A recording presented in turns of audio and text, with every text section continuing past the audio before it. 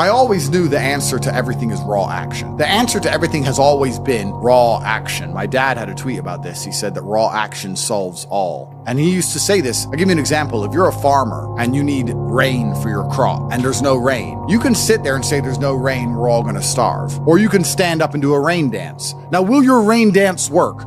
Perhaps not. Perhaps the rain won't come. But I would argue that you're better off standing up doing that rain dance than just sitting there waiting to die. You have to do something. Raw action solves. So when I was broke, I was never like, I'm poor, what do I do? It was, I'm poor, I have to do something. If I was broke, I'd go for a run. That's why I was such a great fighter.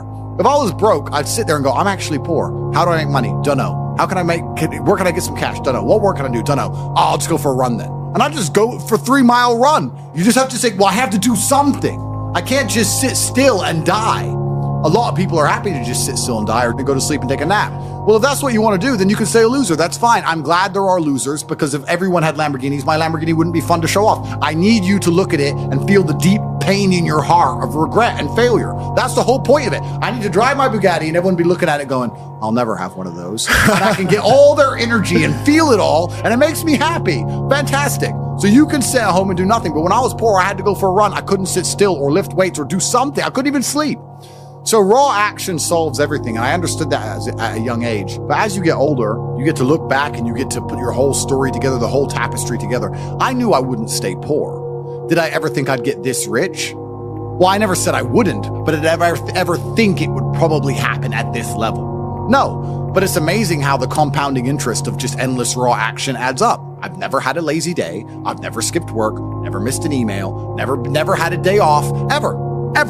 You name if you were to go through the last 3 years of my life, you will see that there's never been a day where I wasn't doing what I was supposed to do. And it all just adds up, and then monumental success comes and you get to laugh at everybody else, ha ha ha, and life's great. Well, I think that initially fighting is always the best thing you can ever do. Especially it's the best way to spend your 20s because you heal superhumanly, you heal like Wolverine, and I can't think of a better use of that superhuman healing ability besides fighting.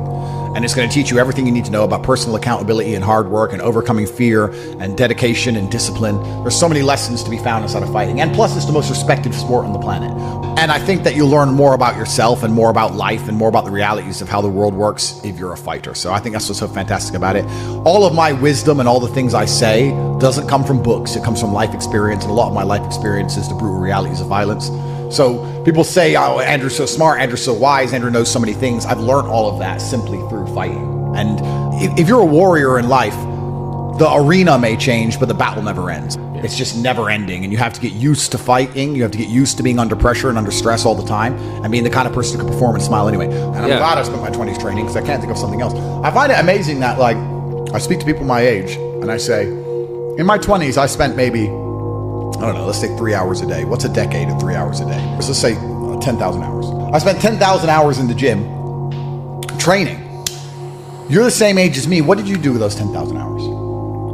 They can't even tell me what they did. What did you do? Watch TV, go out, go pub, sit around, sleep, nap, chase women? What did you actually do? We had the same amount of waking hours and the same amount of minutes. I know where 10,000 hours of my minutes went, and that's why I'm the champ. That's why I have 4 title belts above my bed. That's how I spent my 10,000 hours. Tell me what you did with your 10,000 hours, which is equal to, comparable to, or superior than how I spent my time. And they can't even name what they did with any of their time. They're like, don't know.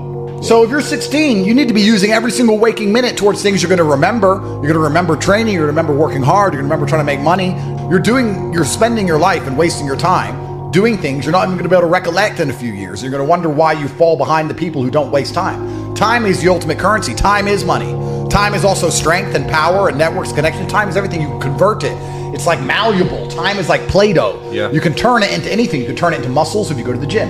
Turn it into fighting prowess if you go to the fight gym. But people have all this time and they just mush around with it. And then they're like, don't know why I'm failing. I wish I was successful. When you're living that type of life and you end up searching for meaning, you end up down the path of hedonism because the meaning is, I want to have as much fun as possible. But fun in and of itself, I was talking to another girl and I was saying to her that fun, she was saying to me, you know what, Andrew, all you do is work. You never really have fun. And I said, fun is haram. She goes, is fun really haram? I'm like, no, it's not. But please understand what I'm trying to say here. What I'm trying to say is when you look at what most people do for fun, look, what fun is clubs, drinking, running around, laughing like a kid, all this, all the bad things in life, the negative haramities can be attained through this obsession with fun. If you find a man who's obsessed with work, I have things I need to do and I feel satisfied inside when I do them.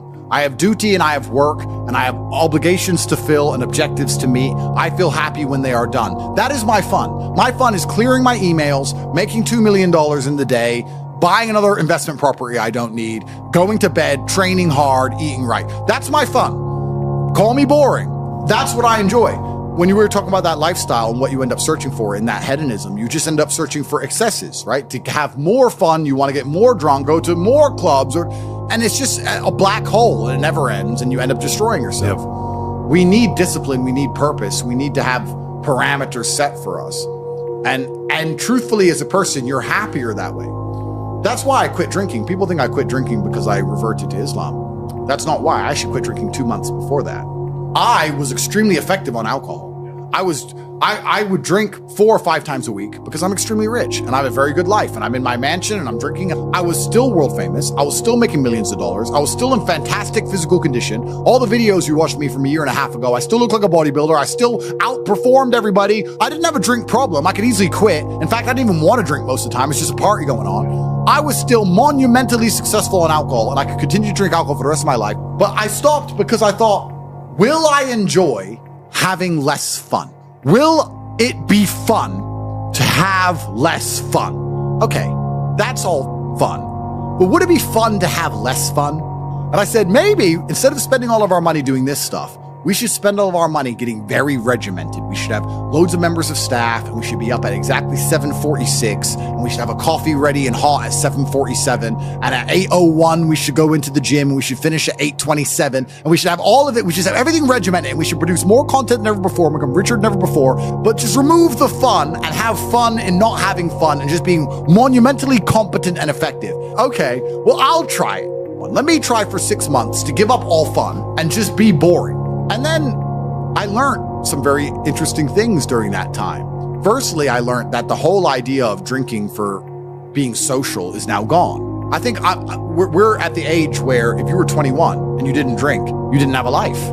There's no reason to drink for socializing because everything's online anyway. You meet everybody on apps. Nobody cares about drinking anymore. That's the first thing I learned. The second thing I learned is that being exceptionally regimented is fun. I truly enjoy it. I enjoy it just as much as I enjoyed because what would happen before is I'd do all my work and I'd train hard and I was always an effective person. I was still 1,000 times more effective than the average man. And then I would take 6 or 7 hours and drink and smoke and have fun and enjoy the fruits of my labor. I became extremely rich. Why not get on a private jet and have fun? But now instead of spending those 6 hours having fun, I spend those 6 hours continuing to work. And I enjoy it just as much. So now I'm sitting there going, well, I enjoy it just as much and I'm not damaging my health. I enjoy it just as much and I'm making more money. So it really, truly ruins my day when a beautiful girl's like, can I see you? It's like, oh, I've got work to do. I'm regimented. I have to sit here and type. I don't want to talk to you and have fun and party. I don't want to do any of that. I want to do emails. You don't get it. I know to you it makes no sense. But you already have all this money. Why do you want to do emails? Because that's my fun now, regiment. So I decided to dedicate 6 months to being boring. And by the end of the 6 months, I was having so much fun being boring that now I will probably never drink again. I am 0% tempted to drink ever again.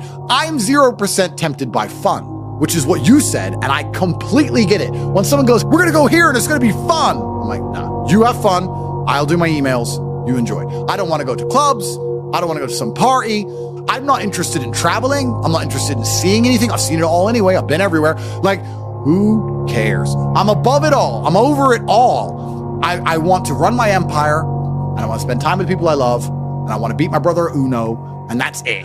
I don't want to do anything. Maybe I've gotten boring. Maybe I've leaned too much into the boring character, but I truly enjoy just being boring and regimented. And I like getting as much work done as possible. And that's why I'll never, ever drink again. So the whole concept of fun is alien to me. I totally get it now. When you said that, you're totally right. It's fun isn't fun. And then achieving things in work is fun. The only thing I guess I can say I do for fun is driving fast cars. But then I need to make $800,000 to buy a Ferrari. So it's still work involved, there's still work involved. But I really believe God's given me one of the best lives, and I can't complain about anything bad that's happened to me. It's all been fantastic. I'm truly thankful for all of it. I think if a couple bad things happen to you, you should be intelligent enough to realize that eventually you're going to get over it and you're going to learn an important lesson. It's going to change you in the correct direction. And Allah is the best of planners, and he knows what you need to learn. I think that as humans, especially as men, we only learn the hard way anyway. There's two ways to learn a lesson, the hard way and the hardest way. There's no easy way to learn a lesson. You have to learn the hard way. So God gives us lessons via difficulty. He thinks you need to learn this about yourself or this about other people. So I'm going to give you a difficult time so you can learn your lesson. Because if I told you, if I just said, hey, Andrew, this is how the world works, you go, yeah. But when I show you, when you feel it, my fight coach used to say, you have to feel it to believe it. That's why if he was teaching low kicks, he'd kick your leg off. Because you don't believe in the power of a low kick. You don't believe a low kick can be so devastating unless you've felt it. You have to feel it to believe it. So God will give you a difficult time so you learn your lessons. And the lessons are very important for you to be the person who you need to be in this life. He's the best of planners. And I'm thankful for all the lessons he's given me. He's bestowed knowledge upon me. How could I not be grateful to God for making me so intelligent and wise and the ability to look into things so deeply and come up to the right decision and basically predict the future perfectly? You have to have difficulty happening to you all the time. So when you sit and say, I want an easy life, what you're saying is you're a dummy and you want to be a dummy. You want to stay a dummy. I want an easy life and I don't want anything bad to happen to me, because even though it will teach me lessons, I'm too big of I can't handle the emotional pain. I can't handle the stress.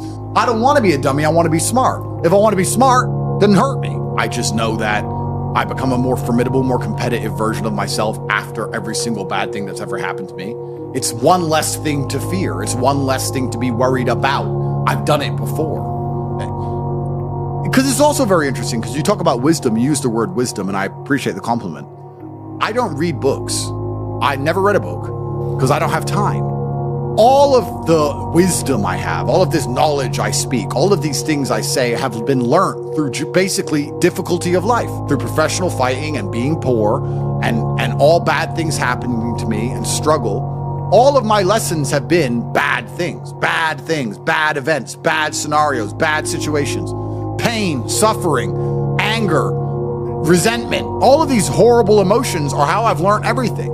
So I thank God for giving them to me. And anyone who wants an easy life wants to stay a dummy. What do you learn if you just get money, you buy a crypto coin, it blows up, you get some money, you go to some restaurants? What do you learn about anything? You don't. Completely. And then the thing that's so interesting is that the people who are choosing the safe option is actually choosing the most risky option. So you're not taking a safe option, you're taking a coward's way out, and it leads to exactly where a coward's way should lead.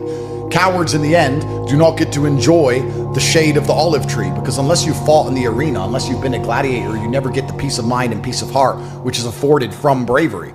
So if you choose the safe choices in life, thinking, I'm going to take the safe route, you don't end up anywhere safe.